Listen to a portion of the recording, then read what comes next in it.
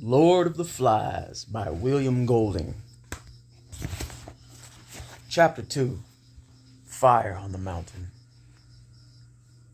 By the time Ralph finished blowing the conch, the platform was crowded. There were differences between this meeting and the one held in the morning. The afternoon sun slanted in from the other side of the platform, and most of the children, feeling to the smart of sunburn, had put their clothes on. The choir, noticeably less of a group, had discarded their cloaks. Ralph sat on a fallen trunk, his left side to the sun. On his right were most of the choir. On his left, the larger boys who had not known each other before the evacuation. Before him, small children squatted in the grass. Silence now. Ralph lifted the cream and pink shell to his knees, and a sudden breeze scattered light over the platform. He was uncertain whether to stand up or remain sitting. He looked sideways to his left toward the bathing pool. Piggy was sitting near, but giving no help. Ralph cleared his throat. Well then. All at once he found he could talk fluently and explain what he had to say. He passed a hand through his fair hair and spoke. We're on an island. We've been on the mountaintop and seen water all around. We saw no houses, no smoke, no footprints, no boats, no people. We're on an uninhabited island with no other people on it. Jack broke in. All the same, you need an army for hunting pigs. Yes, there are pigs on the island. All three of them tried to convey the sense of the pink, live thing struggling in the creepers. We saw. Squealing. It broke away before I could kill it, but next time. Jack slammed his knife into a trunk and looked around challengingly. The meeting settled down again. So you see, said Ralph, we need hunters to get us meat. And another thing. He lifted the shell on his knees and looked around the sun-slashed faces. There aren't any grown-ups. We shall have to look after ourselves. The meeting hummed and was silent. And another thing. We can't have everybody talking at once. We'll have to have hands up, like at school. He held the conch before his face and glanced around the mouth. Then I'll give him the conch. Conch? That's what this shell's called. I'll give the conch to the next person to speak. He can hold it when he's speaking. But look, and he won't be interrupted except by me. Jack was on his feet. We'll have rules, he cried excitedly. Lots of rules. Then when anyone breaks them, we'll wacko dong doink. Ralph felt the conch lifted from his lap. Then Piggy was standing cradling the great cream shell, and the shouting died down. Jack, left on his feet, looked uncertainly at Ralph, who smiled and patted the log. Jack sat down. Piggy took off his glasses and blinked at the assembly while he wiped them on his shirt. You're hindering Ralph. You're not letting him get to the most important thing. He paused effectively. Who knows we're here? Eh? They knew at the airport. The man with the trumpet thing. My dad. Piggy put on his glasses. Nobody knows where we are, said Piggy. He was paler than before and breathless. Perhaps they knew where we was going to, and perhaps not, but they don't know where we are. 'Cause we never got there. He gaped at them for a moment, then swayed, sat down. Ralph took the conch from his hands. That's what I was going to say, he went on. When you all, he gazed at their intent faces. The plane was shot down in flames. Nobody knows we are here. We may be here a long time. The silence was so complete that they could hear the unevenness of Piggy's breathing. The sun slanted in and lay golden over half the platform. The breezes that on the lagoon had chased their tails like kittens were finding their way across the platform and into the forest. Ralph pushed back the tangle of fair hair that hung on his forehead. So, we may be here a long time. Nobody said anything. He grinned suddenly. But this is a good island. We, Jack, Simon, and me, we climbed the mountain. It's wizard. There's food and drink and rocks. Blue flowers. Piggy, partly recovered, pointed to the conch in Ralph's hands, and Jack and Simon fell silent. Ralph went on.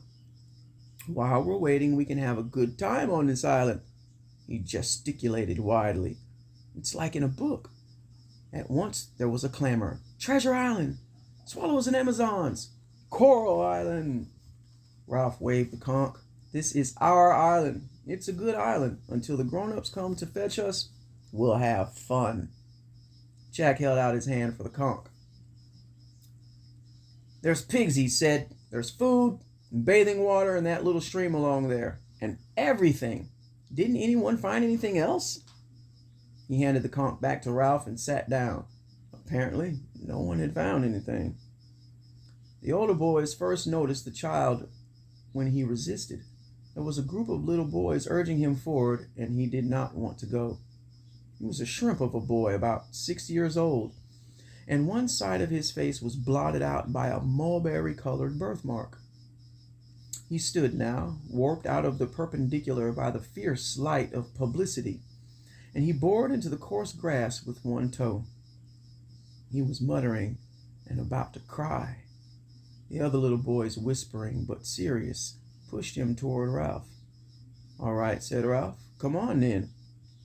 The small boy looked round in panic. Speak up!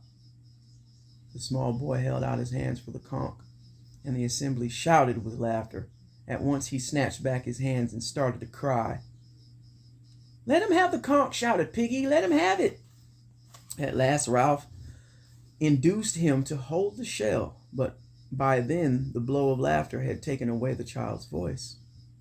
Piggy knelt by him, one hand on the great shell, listening and interpreting to the assembly.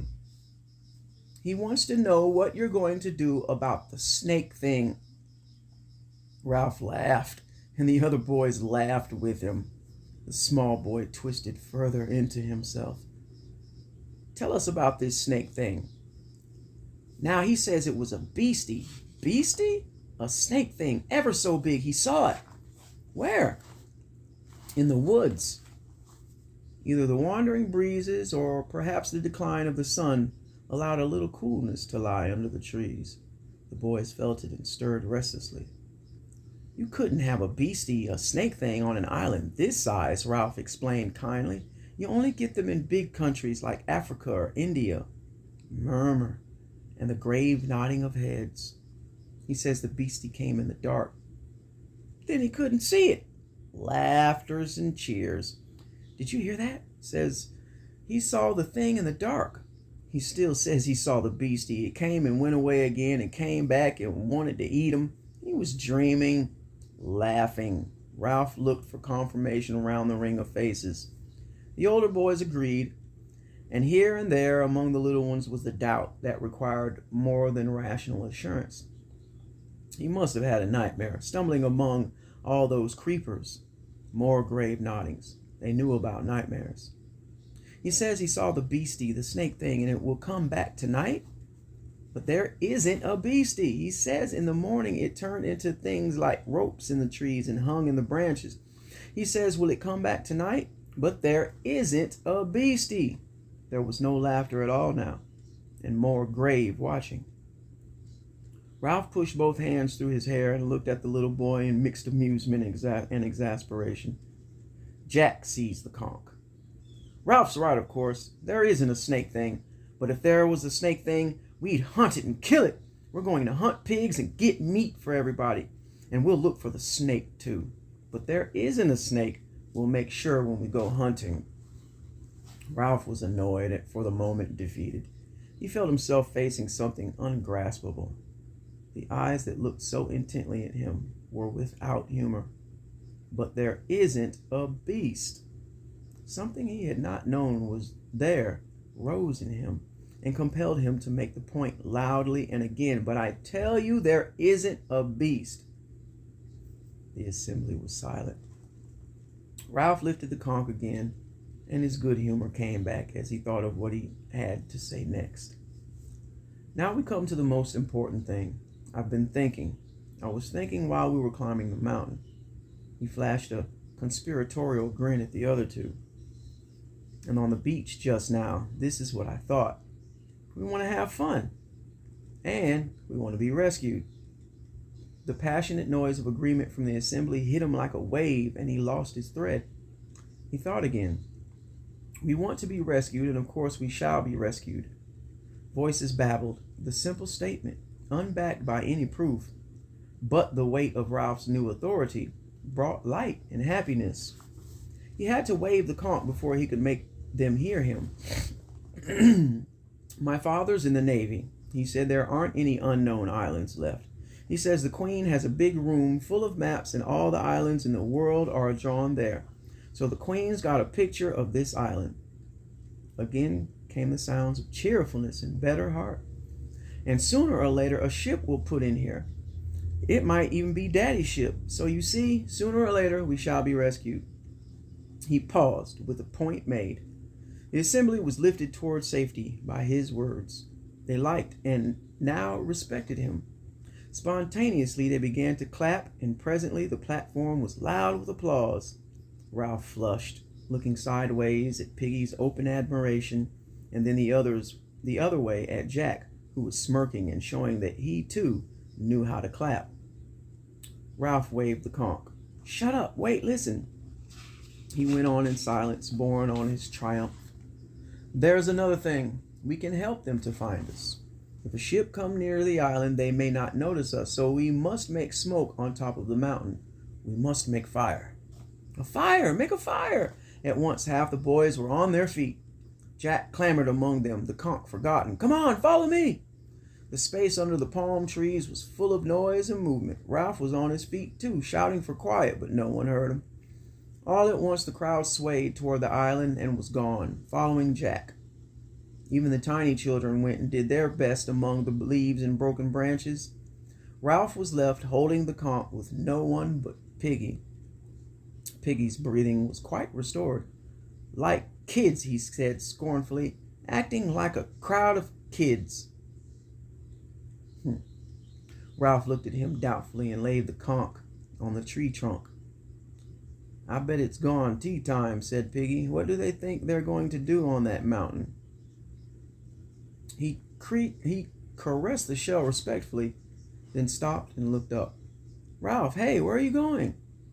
Ralph was already clambering over the first smashed swaths of the scar. A long way ahead of him was crashing in laughter. Piggy watched him in disgust, like a crowd of kids. He sighed, bent, and laced up his shoes. The noise of the errant assembly faded up the mountain. Then, with the martyred expression of a parent who has to keep up with the senseless ebullience of the children, he picked up the conch, turned toward the forest, and began to pick his way over the tumbled scar. Below the other side of the mountain top was a platform of forest. Once more, Ralph found himself making the cupping gesture. Down there we could get as much wood as we want. Jack nodded and pulled at his underlip. Starting perhaps 100 feet below them on the steeper side of the mountain, the patch might have been designed expressly for fuel. Trees, forced by the damp heat, found too little soil for full growth, fell early, and decayed. Creepers cradled them, and new saplings searched a way up. Jack turned to the choir, who stood ready. Their black caps of maintenance were slid over one ear like berets. We'll build a pile. Come on! They found the likeliest path down and began tugging at the dead wood, and the small boys who had reached the top came sliding too, till everyone but Piggy was busy. Most of the wood was so rotten that when they pulled it broke up into a shower of fragments and wood lice and decay. But some chunks came out in one piece. The twins, Sam and Eric, were the first to get a likely log, but they could do nothing till Ralph, Jack, Simon, Roger, and Maurice found room for a handhold. Then they inched the grotesque dead thing up the rock and toppled it over on top. Each party of boys added a quota, less or more, and the pile grew. At the return, Ralph found himself alone on a limb with Jack, and they grinned at each other, sharing this burden. Once more, amid the breeze, the shouting, the slanting sunlight on the high mountain, would shed that glamour, that strange, invisible light of friendship, adventure, and content. Almost too heavy, Jack grinned back. Not for the two of us. Together, joined in an effort by the burden, they staggered up the last steep of the mountain. Together they chanted 1, 2, 3, and crashed the log onto the great pile. Then they stepped back, laughing with triumph and pleasure, so that immediately Ralph had to stand on his head. Below them, boys were still laboring, though some of the small ones had lost interest and were searching this new forest for fruit. Now the twins, with unsuspected intelligence, came up the mountain with armfuls of dried leaves and dumped them against the pile. One by one, as they sensed that the pile was complete, the boys stopped going back for more and stood with the pink, shattering top of the mountain around them. Breath came evenly by now, and sweat dried. Ralph and Jack looked at each other while society paused about them. The shameful knowledge grew in them, and they did not know how to begin confession. Ralph spoke first, crimson in the face. "Will you?" He cleared his throat and went on.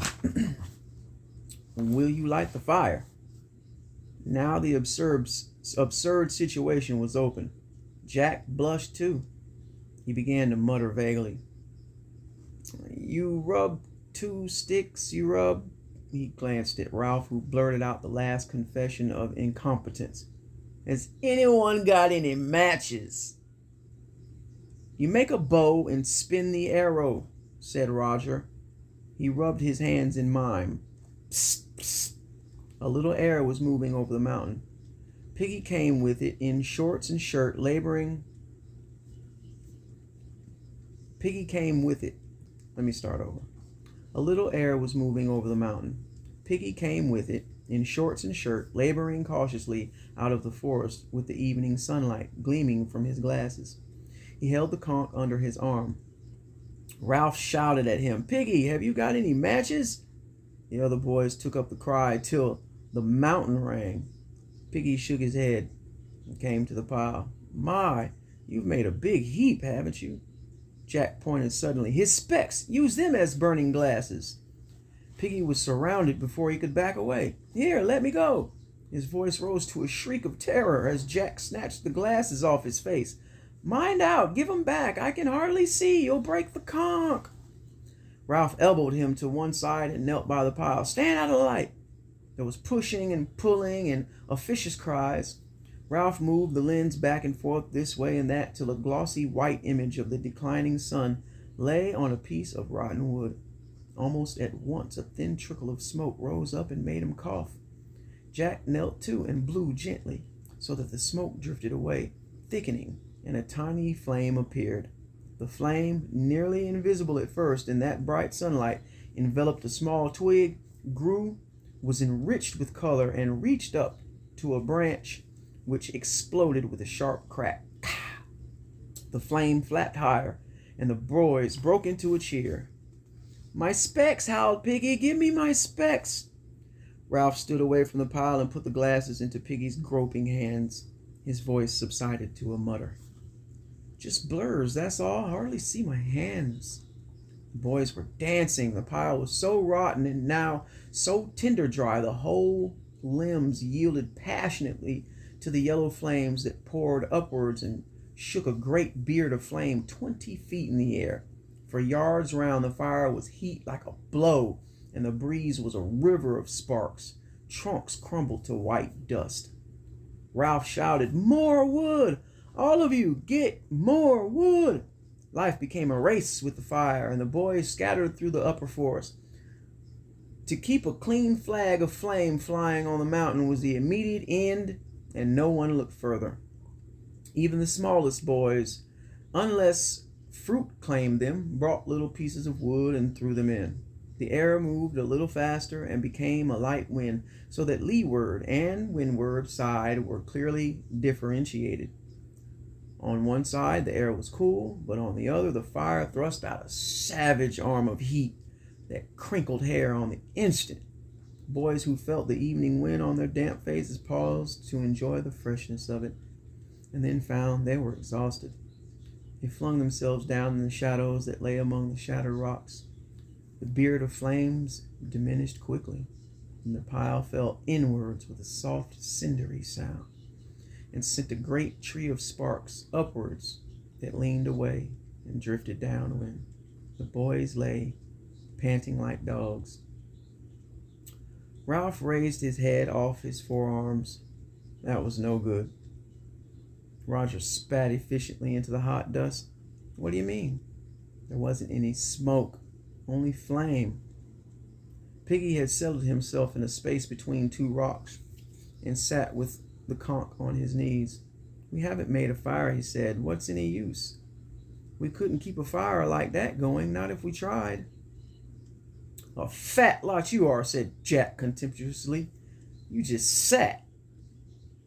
We used his specs, said Simon, smearing a black cheek with his forearm. He helped that way. I got the conch, said Piggy indignantly. You let me speak. The conch doesn't count on top of the mountain, said Jack, so you shut up. I got the conch in my hand. Put on green branches, said Maurice. That's the best way to make smoke. I got the conch, Jack turned fiercely. You shut up. Piggy wilted. Ralph took the conch from him and looked round the circle of boys. We've got to have special people for looking after the fire. Any day there may be a ship out there. He waved his arms at the taut wire of the horizon. And if we have a signal going, they'll come and take us off. And another thing, we ought to have more rules. Where the conch is, that's a meeting. The same up here as down here. They assented. Piggy opened his mouth to speak, caught Jack's eye, and shut it again. Jack held out his hands for the conch, stood up holding the delicate things carefully in his sooty hands. I agree with Ralph. We've got to have rules and obey them. After all, we're not savages. We're English. And the English are best at everything. So we've got to do the right things. He turned to Ralph. Ralph, I'll split up the choir, my hunters, that is, into groups, and we'll be responsible for keeping the fire going. This generosity brought a spatter of applause from the boys so that Jack grinned at them, then waved the conch for silence. We'll let the fire burn out now. Who would see smoke at nighttime anyway? And we can start the fire again whenever we like. Altos, you can keep the fire going this week, and trebles the next. Altos and trebles. The assembly assented gravely. And we'll be responsible for keeping a lookout, too. If we see a ship out there, they followed the directions of his bony arm with their eyes. We'll put green branches on.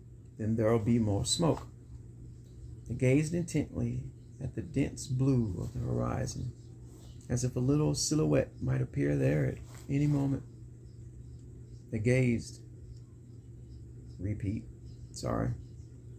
The sun in the west was a drop of burning gold that slid nearer and nearer to the sill of the world. All at once they were aware of the evening as the end of light and warmth. Roger took the conch and looked around at them gloomily. I've been watching the sea. There hasn't been the trace of a ship. Perhaps we'll never be rescued. A murmur rose and swept away. Ralph took back the conch. I said before, we'll be rescued sometime. We've just got to wait, that's all. Daring, indignant, Piggy took the conch. That's what I said. I said about our meetings and things, and then you said shut up. His voice lifted into the whine of virtuous recrimination. They stirred and began to shout him down. You said you wanted a small fire, and you've been built a pile like a hayrick. If I say anything, cried Piggy with bitter realism, you say shut up. But if Jack or Maurice or Simon, he paused in the tumult, standing looking beyond them and down the unfriendly side of the mountain to the great patch where they had found dead wood. Then he laughed so strangely that they were hushed, looking at the flash of his spectacles in astonishment. They followed his gaze to find the sour joke. You got your small fire, all right. Smoke was rising here and there among the creepers that festooned the dead or dying trees. As they watched, a flash of fire appeared at the root of one wisp, and then the smoke thickened. Small flames stirred at the trunk of a tree and crawled away through the leaves and brushwood, dividing and increasing. One patch touched a tree trunk and scrambled up like a bright squirrel. The smoke increased, sifted, rolled outwards. The squirrel leapt on the wings of the wind and clung to another standing tree, eating downwards. Beneath the dark canopy of leaves and smoke, the fire laid hold on the forest and began to gnaw. Acres of black and yellow smoke rolled steadily toward the sea. At the sight of the flames and the irresistible course of the fire, the boys broke into a shrill, excited cheering.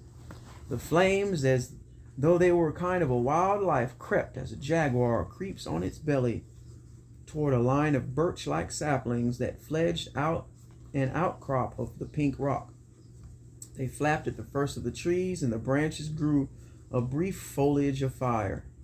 The heart of flame leapt nimbly across the gap between the trees, and then went swinging and flaring along the whole row of them.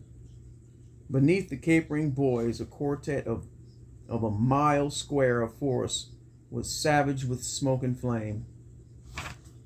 The separate noises of the fire merged into a drum roll that seemed to shake the mountain. You got your small fire, all right. Startled, Ralph realized that the boys were falling still and silent, feeling the beginnings of awe at the power set free below them. The knowledge and the awe made him savage. "Oh, shut up! I got the conch," said Piggy in a hurt voice. "I got a right to speak." They looked at him with eyes that lacked interest in what they saw and cocked ears at the drum roll of the fire. Piggy glanced nervously into the hell and cradled the conch. "You've got to let that burn out now.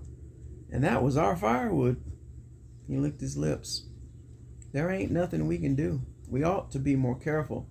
"I'm scared." Jack dragged his feet away from the fire. "You're always scared, you fatty. You fatty." "I got the conch," said Piggy bleakly. He turned to Ralph. "I got the conch, ain't I, Ralph?" Unwillingly, Ralph turned away from the splendid awful sight. "What's that?" "The conch. I got a right to speak." The twins giggled together. "We wanted smoke. Now look." A pall stretched for miles away from the island. All the boys except Piggy started to giggle. Presently they were shrieking with laughter. Piggy lost his temper. "I got the conch. Just you listen. The first thing we ought to have made was shelters down there by the beach. It wasn't half cold down there in the night. But the first time Ralph says fire, you goes howling and screaming up this here mountain like a pack of kids." By now they were listening to the tirade. "How can you expect to be rescued if you don't put first things first and act proper?" He took off his glasses and made as if to put down the conch, but the sudden motion toward it of most of the older boys changed his mind. He tucked the shell under his arm and crouched back on a rock. "Then when you get here, you build a bonfire. That isn't no use.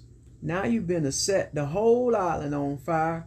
Won't we look funny if the whole island burns up? Cooked fruit, that's what we'll have to eat, and roast pork, and that's nothing to laugh at. You said Ralph was chief, and you don't give him time to think. Then when he says something, you rush off like..." He paused for breath, and the fire growled at them. "And that's not all. Them kids, them little uns, who took any notice of them? Who knows how many we got?" Ralph took a sudden step forward. "I've told you to. I told you to. I told you to get a list of names." "How could I?" cried Piggy indignantly. "All by myself?" They waited for 2 minutes. Then they fell in the sea. They went into the forest. They just scattered everywhere. How was I to know which was which? Ralph licked his pale lips. "Then you don't know how many of us there ought to be?" "How could I, with them little ones running around like insects?" "Then when you three came back, as soon as you said make a fire, they all ran away, and I never had a chance." "That's enough," said Ralph sharply, and snatched back the conch. "If you didn't, you didn't." "Then you came up here and pinched my specs." Jack turned on him. "You shut up. And them little uns wandering down there where the fire is, how'd you know there aren't still there?" Piggy stood up and pointed to the smoke and flames. murmur rose among the boys and died away. Something strange was happening to Piggy, for he was gasping for his own breath. "That little one," gasped Piggy. "Him with the mark on his face. I don't see him. Where is he?" The crowd was silent as death. "Him that talked about the snakes. He was down there." A tree exploded in fire like a bomb. Tall swaths of creepers rose for a moment into view, agonized, and went down again. The little boys screamed at them. "Snakes! Snakes! Look at the snakes!" In the west, and unheeded, the sun lay only an inch or two above the sea. Their faces were lit redly from beneath. Piggy fell against a rock and clutched it with both hands. "That little one that had a mark on his face. Where is he now? I tell you, I don't see him." The boys looked at each other fearfully, unbelieving. "Where is he now?" Ralph muttered the reply as if in shame. "Perhaps he went back to the..." Beneath them, on the unfriendly side of the mountain, the drum roll continued. End of chapter 2.